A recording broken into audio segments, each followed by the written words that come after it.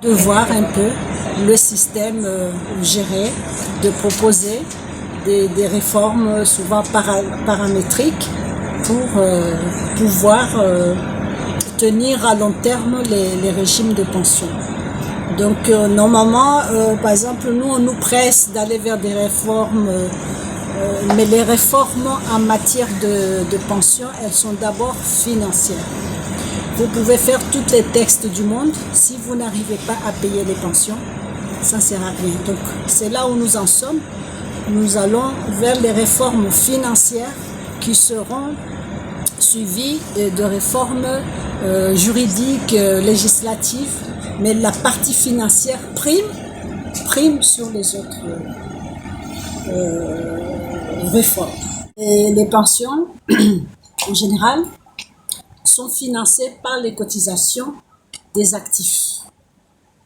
C'est-à-dire ceux qui sont en activité cotisent pour financer ceux qui sont à la retraite.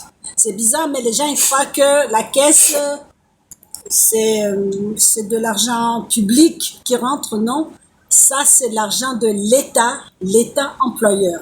C'est-à-dire l'État cotise à la caisse de retraite les cotisations de ses agents. Donc l'État au niveau de la caisse a deux casquettes, il est employeur mais en même temps il est régulateur parce que c'est l'État qui prend les normes. Si par exemple il y a des réformes à faire, c'est à l'État de les mettre en application en prenant les textes législatifs et puis les réglementaires pour réaliser les réformes demandées ou avancées. Donc, vous dire que on a deux taux de cotisation. Il y a l'agent, le salarié, il cotise, en même temps, son employeur cotise pour financer les pensions.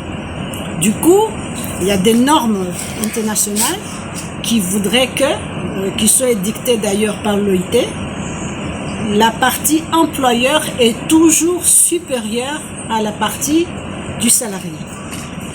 Donc, il y a aussi une norme qui veut que c'est l'employeur, qu'il soit public ou privé, qui prend les cotisations et qui les verse à la caisse. Donc, il est habilité par la loi de prendre les cotisations dans votre salaire, mais il a l'obligation de les verser à la caisse de retraite. Donc, c'est comme ça comment ça fonctionne. Donc, normalement, minimum tous les 5 ans, on revoit un peu les paramètres.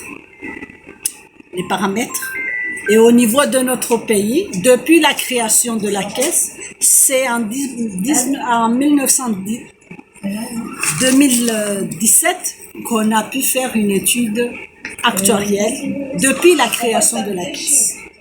Donc là, actuellement, on essaye de mettre en œuvre les recommandations qui ont été préconisées au niveau de l'étude qui a été réalisée par le Fonds monétaire international. Donc c'est là où nous en sommes. Donc nous avons constaté qu'au niveau national, il y a une méconnaissance de la gestion des pensions.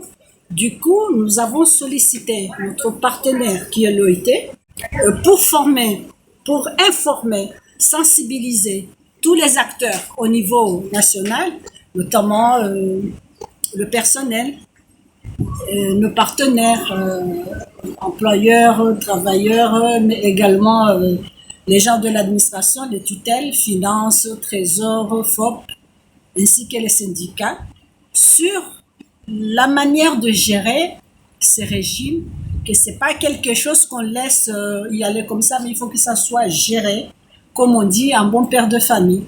Il faut vraiment surveiller, savoir que demain, je suis en mesure de payer les pensions. En fait, les cotisations ont été fixées en 1971. Les cotisations, les taux actuels, c'est tellement dépassé.